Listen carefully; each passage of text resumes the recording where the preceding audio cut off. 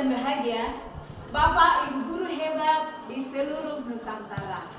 Saya, Romince Simatupang, SPD, guru mata pelajaran Bahasa Indonesia di SMA Negeri 1 Parangginan, Kabupaten Humbang Hasundutan, Provinsi Sumatera Utara, dalam rangka memperingati Hari Guru Nasional tahun 2023 akan membagikan praktik baik belajar merdeka, yaitu mengenai pembelajaran diferensiasi di kelas. Ayo Bapak Ibu guru hebat, kita ke Bapak kelas Ibu saya. guru hebat, mari kita bergerak bersama, rayakan Merdeka Belajar melalui pembelajaran berdiferensiasi. Karena kita yakin, pembelajaran berdiferensiasi meningkatkan kualitas pembelajaran. Karena di sini kita dituntut untuk memperhatikan setiap perbedaan yang terdapat pada setiap peserta didik kita.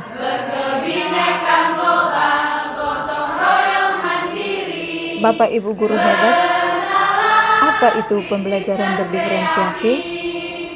Yang saya dapatkan selama saya mengikuti kegiatan calon guru penggerak angkatan 8, dari modul-modul yang saya pelajari bahwa pembelajaran berdiferensiasi adalah pembelajaran yang mengakui perbedaan individu setiap siswa dalam hal gaya belajar, kecepatan belajar, minat dan kebutuhan belajar lainnya. Dalam pembelajaran berdiferensiasi, guru memperhatikan perbedaan ini dan berusaha menyediakan pengalaman belajar yang sesuai untuk setiap peserta didik kita, agar mereka nanti dapat mencapai potensi maksimal mereka. Bapak Ibu guru hebat, bagaimana cara kita mengidentifikasi keragaman murid kita di kelas? Ini juga saya dapatkan dari pembelajaran saya selama proses belajar di calon guru penggerak angkatan 8. Bahwasanya setiap peserta didik kita itu harus kita identifikasi dari berbagai faktor, misalnya latar belakang etnis, agama, kecerdasan, minat, dan kebutuhan khusus. Hal ini penting untuk mengetahui perbedaan individu dalam kelas, sehingga pembelajaran dapat disesuaikan dengan kebutuhan dan gaya belajar masing-masing murid.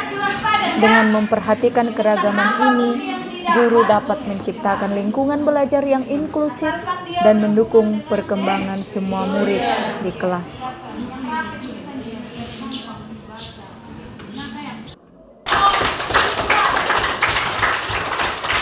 Bagaimana saya melakukan pembelajaran diferensiasi ini? Yang pertama, Bapak Ibu, saya melakukan asesmen awal. Asesmen awal ini merupakan proses evaluasi yang saya lakukan di awal program kegiatan saya, misalnya dalam materi baru, tujuannya untuk mengumpulkan informasi tentang kebutuhan peserta didik saya, juga karakteristik kebutuhan mereka. Nah, melalui ini saya dapat memahami tingkat pemahaman dan keterampilan mereka terhadap bidang yang saya ajarkan.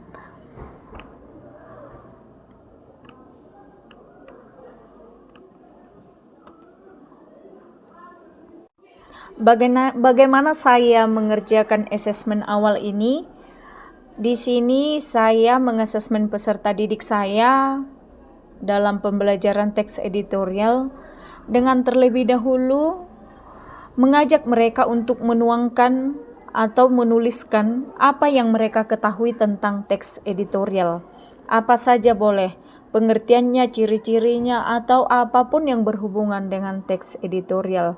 Kemudian apa yang mereka tuliskan ditempelkan di dinding kelas atau papan tulis, dan nanti mereka akan saya pilih satu persatu, dan juga saya nilai nanti hasil pekerjaan mereka satu persatu untuk memetakan di mana kemampuan awal atau intake mereka. Bapak Ibu guru hebat di seluruh Indonesia, Dalam pembelajaran berdiferensiasi ini, tentunya kita harus mengetahui kebutuhan belajar murid kita. Apa saja contoh-contoh kebutuhan belajar murid kita? Yang pertama, lingkungan belajar yang kondusif dan bebas dari gangguan. Yang kedua, materi pelajaran yang kita sampaikan hendaknya jelas dan mudah dipahami. Yang ketiga, guru atau pendidik hendaknya memiliki kemampuan mengajar yang baik dan memahami kebutuhan individu setiap murid. Yang keempat, sumber belajar yang memadai, seperti buku, internet, atau media pembelajaran lainnya. Yang kelima, kegiatan pembelajaran yang interaktif dan melibatkan partisipasi aktif dari semua murid. 6. Penilaian yang adil dan transparan untuk mengevaluasi pemahaman dan kemampuan murid. Yang ketujuh, kesempatan untuk bertanya dan memperjelas pemahaman. 8. Keterlibatan orang tua atau wali murid dalam proses belajar mengajar.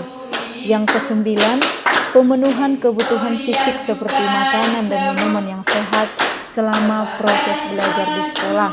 Dan yang terakhir, yang ke-10 yang saya dapatkan juga ini Bapak Ibu selama pembelajaran saya di calon guru penggerak angkatan 8 tahun 2023 adalah bahwa peserta didik kita ingin pengakuan atas prestasi dan usaha mereka, sehingga itu menjadi motivasi dan juga bahkan meningkatkan motivasi belajar mereka. Bapak, Ibu guru hebat, di sini juga saya mengidentifikasi kesiapan belajar murid saya. Ini dia kesibukan-kesibukan yang dikerjakan oleh siswa saya kelas 12 MIA 2 dalam mempelajari teks editorial mata pelajaran Bahasa Indonesia dengan tujuan pembelajaran menganalisis fakta dan opini dalam teks editorial. Kita lanjutkan pembelajaran kita. Minggu yang lalu sudah Ibu berikan tugas untuk mengeksplorasi konsep mengenai teks editorial. Identifikasi minat murid juga sangat diperlukan sebagai proses mengamati dan menganalisis minat dan kecenderungan siswa terhadap suatu bidang atau aktivitas. Hal ini penting dilakukan untuk memahami kebutuhan dan potensi siswa dalam belajar, sehingga dapat memberikan pelajaran yang lebih efektif dan sesuai dengan minat mereka. Dengan mengidentifikasi minat murid, kita sebagai guru dapat membantu para peserta didik kita menemukan passion mereka dan memotivasi mereka untuk berkembang dalam bidang yang mereka minati.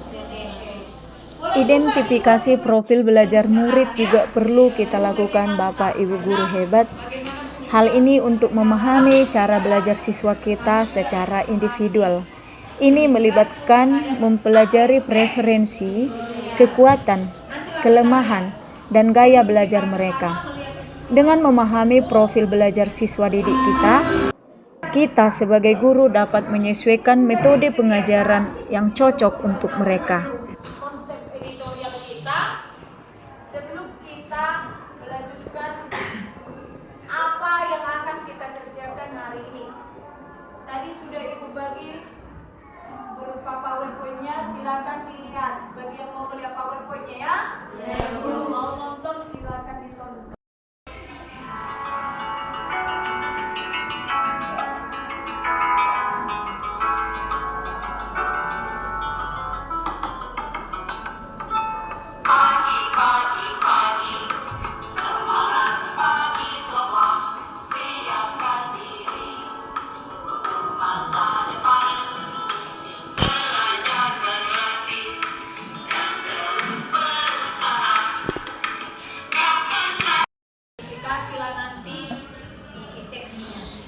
Berkelompok ya, berkelompok supaya kita gotong royong.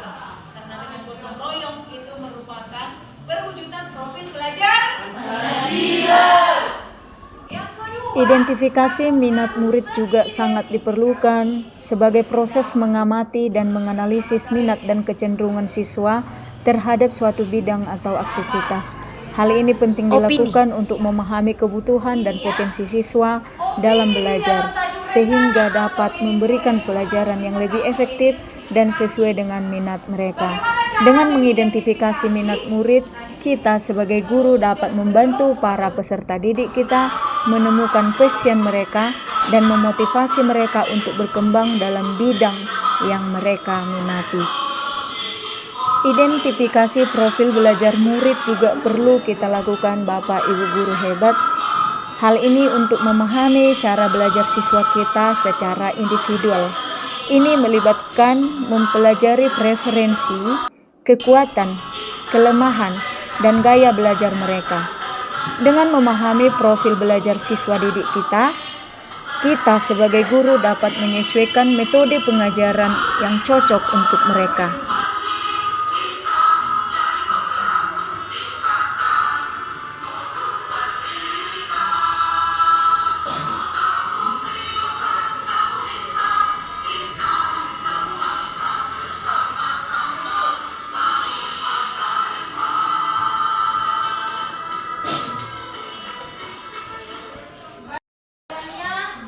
Ada enggak yang mau bertanya?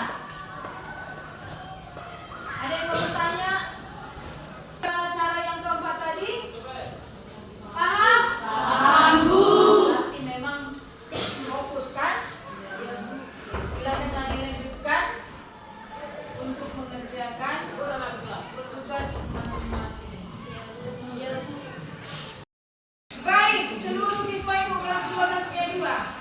Sebelum kita tutup dengan doa, Ibu minta dulu satu orang untuk berefleksi mengenai kegiatan pembelajaran kita hari ini. Siapa yang bersedia? Iya, Dahlia. Ya.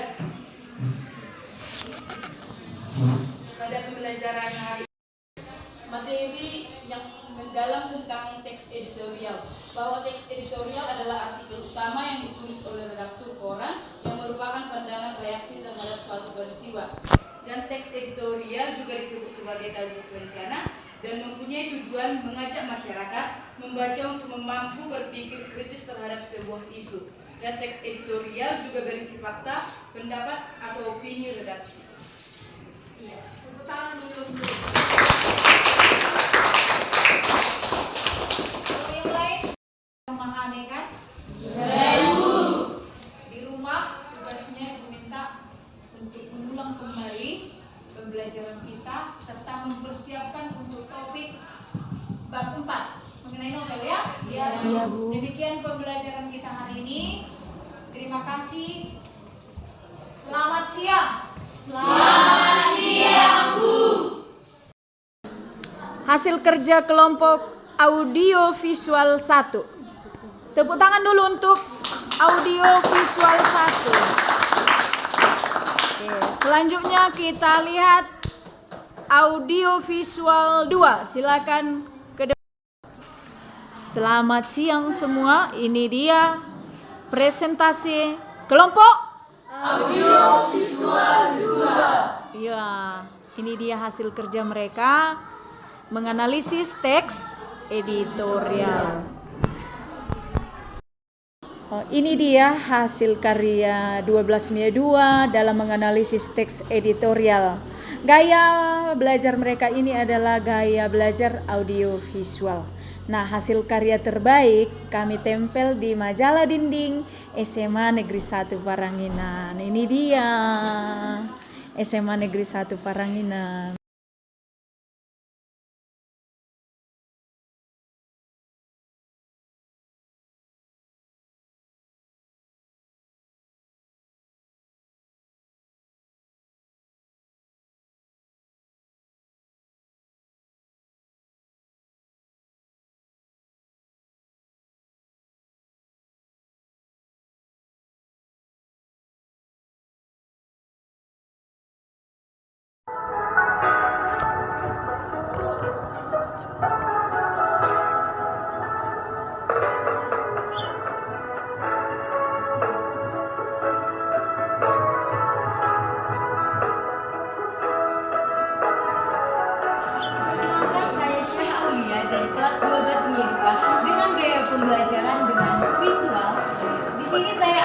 memberikan pesan saya untuk satu hari ini tentang pembelajaran kami, yaitu teks editorial. Bahagia dan tertarik dengan apa yang kami kerjakan, karena di dalamnya kami sedang menganalisis teks editorial dengan media koran. Jadi, pesan saya untuk pembelajaran selanjutnya atau pembelajaran 2 tahun esoknya agar lebih baik, bahkan lebih baik dari